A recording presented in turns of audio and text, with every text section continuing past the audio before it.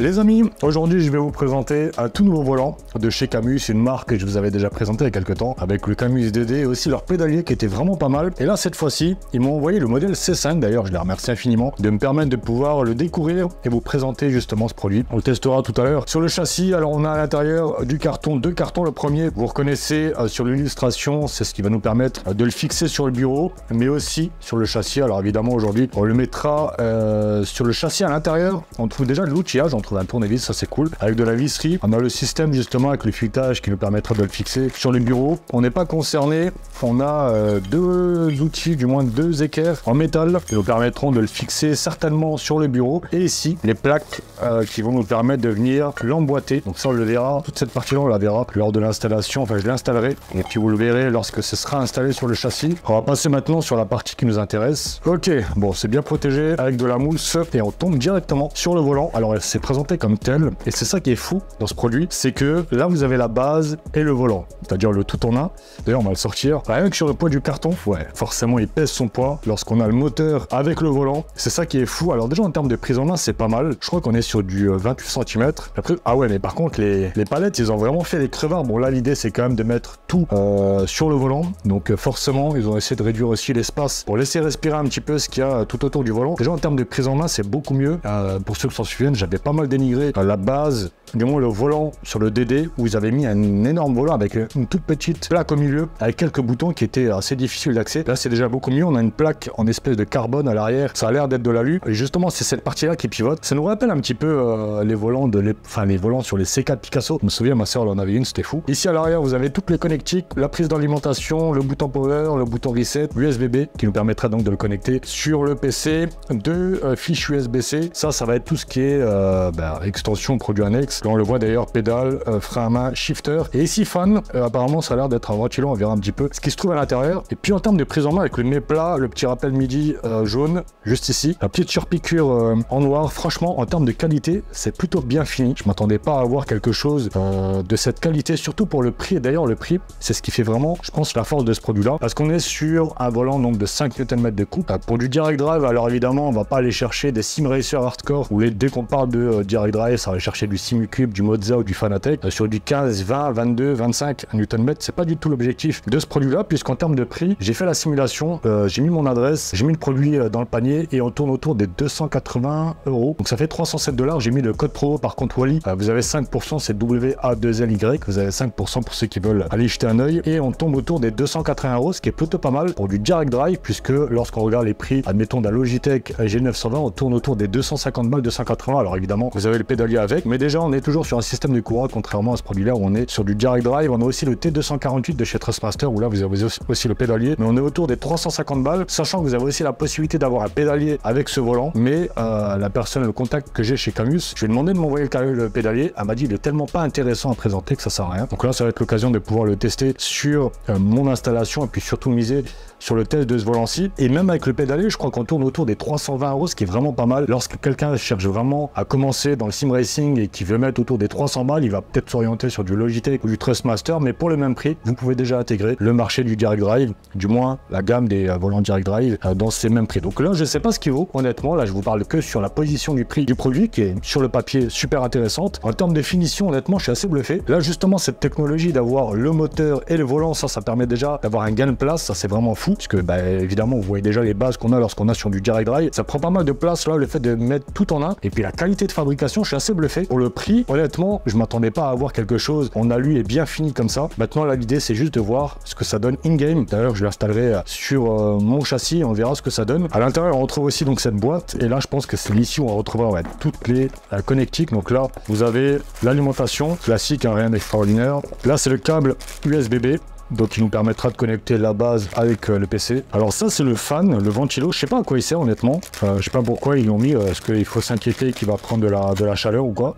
Je sais pas, à voir. Je vais regarder un petit peu ce que ça donne. Là on a encore de la visserie, de la clé Allen et les espèces de fourches qui nous permettront de venir fixer l'ensemble du volant sur l'espèce de deux plaques que je vous ai montré tout à l'heure qui sera fixée sur le châssis. Donc je vais l'installer et je vais le configurer avec le soft qui est fourni. On verra un petit peu comment il réagit parce qu'on a aussi une liste assez exhaustive des différents différents jus qui sont pris en compte. Ça, c'était aussi le problème de Camus. J'en avais parlé aussi avec le contact de chez Camus où je leur ai dit franchement, le DD était vraiment au top, mais il y a des jeux où il est pas du tout bien géré, comme sur Dirt Rally, Forza. C'était vraiment des jeux où c'était vraiment la catastrophe. Donc là, je pense qu'entre temps, ils ont fait pas mal d'updates. Mais ils le vendent aussi celui-ci avec Myst où tous les jeux, la plupart des licences qu'on connaît, sont pris en charge. Donc on va le tester et on va voir ce que ça donne.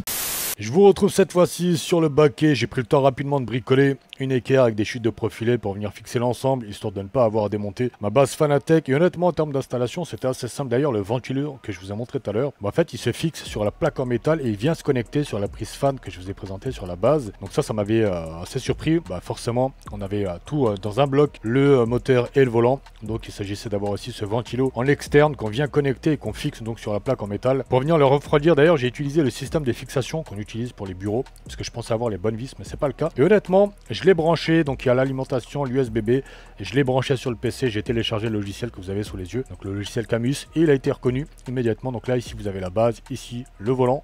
Dans les paramètres, alors j'ai laissé tout par défaut, puisque je retrouve même d'ailleurs les profils que j'avais utilisés pour la base Camus DD, donc avec 15 Nm, on en a 3 fois plus. Là, on en a 3 fois moins du coup. Et ici, Device, on a tous les boutons qui sont reconnus. Ici, et d'ailleurs ici les sélecteurs, c'est des sélecteurs de position, c'est pas genre tu tournes à gauche ça fait plus et à droite ça fait moins. Là on a vraiment genre chaque position c'est une position, une valeur, donc on peut très bien attitrer ce bouton là pour le TC1, TC2, TC3 et ainsi de suite. Et après tout le reste des boutons. Et ce qui m'avait surpris, c'est qu'en fait il y a des LED ici. Avec le carbone on le voit pas très bien. Quand je l'ai branché et que c'est synchronisé, j'avais halluciné qu'il y avait des LED. Bon, ici on le voit évidemment sur l'affichage digital. Mais honnêtement, plutôt plus gameplay on va dire. Là je vais conserver les paramètres par défaut. D'ailleurs en perf, parce que c'est ça qui va m'intéresser. Voilà, power on est à 50%. Je crois que dans le jeu on est aussi à 50%. J'ai pris le temps tout à l'heure de l'assigner. Écoutez, on va le lancer direct et on verra ça dans les réglages. Donc là, vous avez remarqué, on est sur Competition. J'ai juste assigné les boutons, palette, changement de vue. Sinon, tout le reste, j'ai pas trop touché. Voilà, là, on est à 50%. Et donc là, j'ai assigné les boutons. Bon, après, le truc, là, je vous cache pas qu'il me dérange. Le volant est un peu trop bas. Comme je suis assez grand, donc j'aime bien avoir une allonge plutôt confort. Mais là, le truc, il touche mes jambes. Je vais peut-être me faire un petit hot lap, là, vite fait. Franchement, si je suis plus rapide que le Fanatec, là, il finit sur le bon coin direct. Hein. Mais on va voir. 50% sur la base, 50% dans le jeu. On va voir ce que ça donne.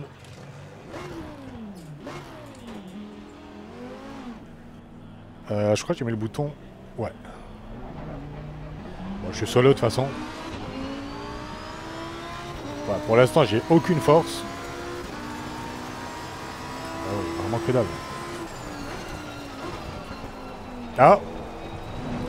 Ah ouais, ok. Ah, c'est safe, hein. Après, je suis à 50% dans le jeu, 50% dans la base. Alors déjà, la prise en main, ça fait vraiment bizarre. Ça fait vraiment bizarre d'avoir un petit volant. On est sur un volant 28 cm, du coup, c'est plus petit que ce que j'ai tendance à avoir sur la base Fanatec. Mais le fait que ce soit petit, j'ai l'impression que c'est plus maniable. Et les palettes, finalement, elles sont pas plus dérangeantes que ça, parce que il y en a même qui passent des rapports avec un seul doigt. Donc finalement, vu la taille, ça le fait. Mais ouais, il va falloir que j'augmente le gain, parce que là... Alors ça réagit, hein. Honnêtement, les petits vibreurs, là, on sent vraiment la différence entre le fait de monter sur un vibreur ou passer sur un vibreur. Quand tu montes, je veux dire par là, tu sens vraiment l'écrasement de la suspension. Et puis le vibreur, les petites oscillations de la suspension quand tu montes dessus. Donc là, en termes de détails, c'est pas mal. Et quoi de mieux que de le tester sur ce circuit que j'ai tendance à saigner et que j'ai saigné ces derniers temps. Pour venir vraiment voir déjà la précision. La précision, là, ça manque clairement de patate. Hein. On peut pas le juger directement puisqu'on n'est pas encore à la valeur max, mais on va le mettre max tout à l'heure. On va se lancer un petit tour chrono là pour voir. Puis là vous avez les LED, franchement propre. Hein. Franchement pour moins de 300 balles c'est plutôt correct. Hein. Et pareil les outils. Bon, on va oublier le chrono, hein. Là j'ai l'impression que je suis à la ramasse. Ouais, je suis clairement à la ramasse. En parlant justement aussi des outils, des vis, honnêtement j'ai serré ça comme un bourrin, il n'y a aucune vis ou aucun outil qui a flanché. Des fois quand on vous donne des outils dans des trucs, c'est du gratos, donc ils te mettent vraiment de la qualité de merde. Là j'ai serré comme un bourrin, il n'y a aucune vis qui a plié, et ni la clé Allen d'ailleurs. Et ça bouge pas d'un poil, hein. Après ça paraît logique, hein, parce qu'il n'y a pas de fixation de liaison avec un moyeu, donc il n'y a pas de jeu. Là je bouge, c'est carrément l'équerre du châssis qui bouge. Non franchement, moi je vais être honnête avec vous, hein. Vu le tarot, ah gars, t'es quand même sur quelque chose de qualité, hein. T'es sur un direct drive qui a pas non plus la pêche de ce que les sim racers hardcore rechercheraient. 2 chiffres minimum sur le couple. Mais déjà en termes de finition, le cuir et confort. Et moi c'est la qualité de l'ensemble en fait. Comment tu peux faire de la marge avec de la qualité de fabrication comme ça? À ce prix là on a du plastoc, hein, chez Logitech et Trustmaster, hein. Là il n'y a que dalle, hein. Rien que tu vois la qualité à l'arrière. Et il n'y a pas de... On sent pas d'accroche sur le volant quand tu tournes. Il n'y a pas de système de cran, tu vois, il n'y a pas de cran, tu le sens pas.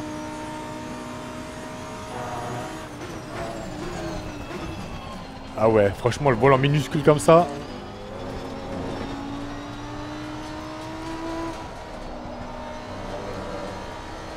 Hop. J'ai plongé trop tôt. Eh, s'il y a moyen de descendre sous la barre d'une 45. Je suis mort. Ouais, je perds tout le temps ici. Bon, on n'est pas là pour faire du hot lap, hein. Mais bon, c'est intéressant de voir, hein. C'est intéressant de voir ce que ça vaut en termes de chrono. Après, c'est pas sur 2 tours ou 3 où je vais dire ouais, je suis plus rapide ou plus long. Et voilà, histoire de faire quand même un test intéressant sur... Hop, ouais, c'est mort. Vas-y, next. Là, ce qu'on va faire, c'est plutôt de tester un peu plus de patates. On va monter le gain. Peut-être passer directement par le soft. Non, c'est pas là, pardon. On va monter ici le gain. On va le mettre à 90%, tiens. Je sais même s'il y a un truc appliqué, je pense pas. Non, normalement, ça devrait être bon. Ça devrait être bon, puisque, ouais, c'est de l'instant, je crois. Ouais, si, c'est de l'instant. On va voir.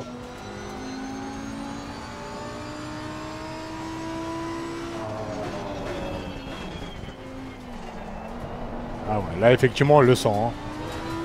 Et franchement...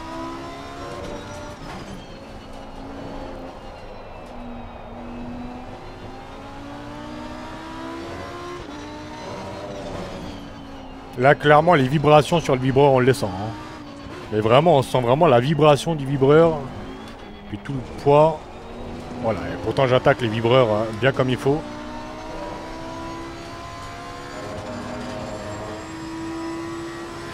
Honnêtement, il se débrouille plutôt bien. Il y a pas mal de petits détails là sur ce qui se passe au niveau des pneus, au niveau de la suspension. Voilà, là on sent carrément une bonne résistance quand on a le transfert de charge sur le train. À l'avant.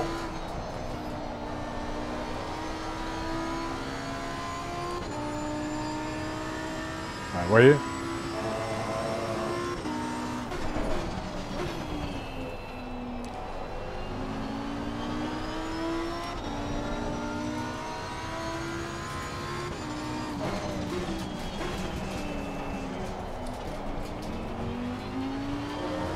Non, franchement, vraiment pas mal.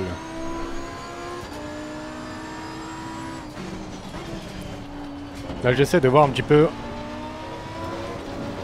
ce qui se passe clairement en termes de détails d'effets sur le volant, comment c'est retranscrit. Et décidément, ce virage-là, il va toujours me bousiller mon chrono.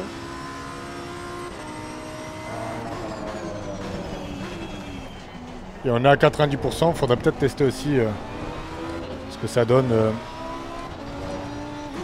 avec les réglages du jeu, parce qu'on est à 50% dans le jeu.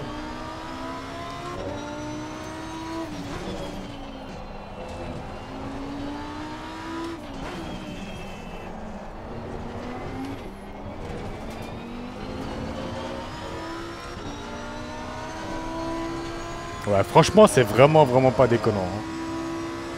Hein. Punaise, et si il était valide, un petit 1.44.1, c'est pas mal. Je vais essayer quand même de monter le retour de force dans le jeu. Là, on cherche les problèmes par contre. Hein. On va le mettre aussi à 90. Déjà là, on sent une résistance directe. Hein.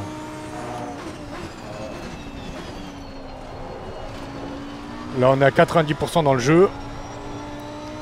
Et 90% sur le soft. Ouais, par contre, là, c'est trop. Là, c'est trop.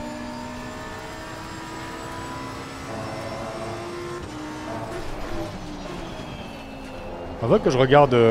parce que là, je crois que je suis en saturation, là. Sur le retour de force.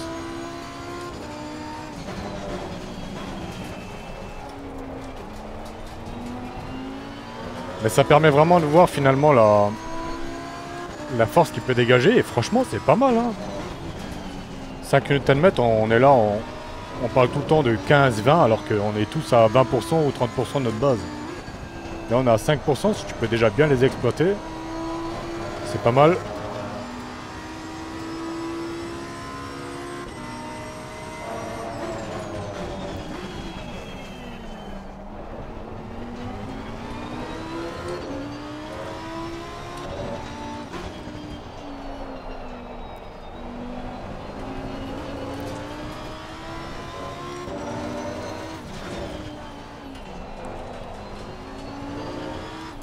J'ai carrément oublié que j'étais en test.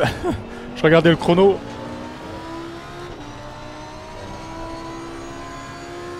Et franchement, quand je vois que je pouvais faire carrément une 44.1, voilà une 44.3, alors que j'ai tourné je sais pas combien de temps avec le Fanatec DD1, pour vous dire que en termes de précision, c'est pas déconnant. Honnêtement, c'est vraiment pas déconnant.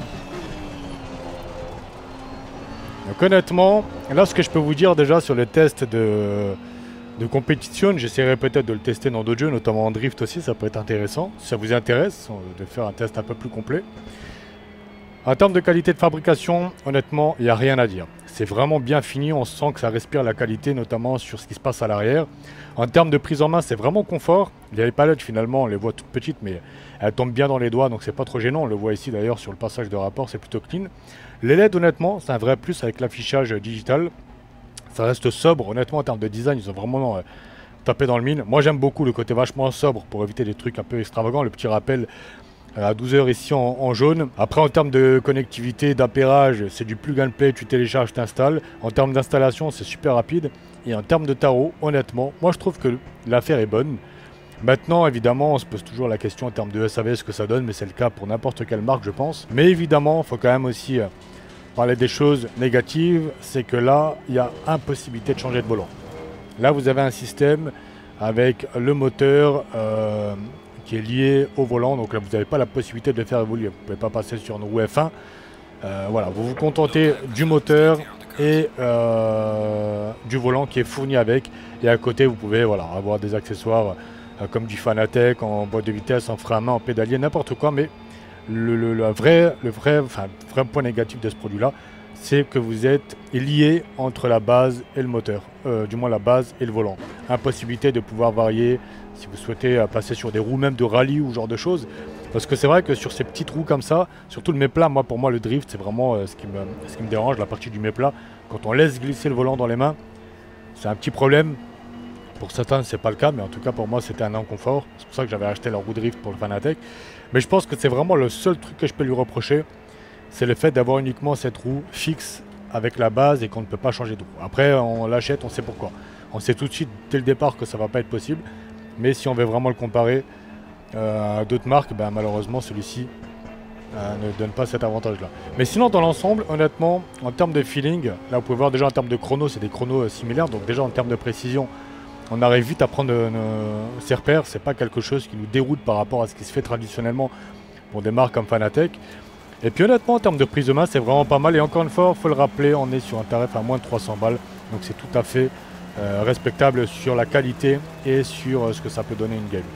N'hésitez pas à exposer vos avis. Pour certains peut-être qui l'ont déjà testé ou qui ont pu voir d'autres avis ailleurs. N'hésitez pas à les partager dans l'espace commentaire. Si vous souhaitez que je fasse encore plus de tests sur d'autres jeux, on pourra faire ça en live ou sur d'autres licences que vous souhaiteriez. N'hésitez pas à le laisser en commentaire. Puis j'espère que cette vidéo vous aura plu et que vous aura peut-être donné des informations assez claires sur le produit. Si vous avez des questions, je tenterai d'y répondre pour ceux qui en ont, tout ça encore une fois dans l'espace commentaire. J'espère encore une fois que cette vidéo vous aura plu. Je vous souhaite de passer une excellente journée, une excellente soirée. Prenez soin de vous et on se dit à très bientôt. Allez, ciao ciao tout le monde.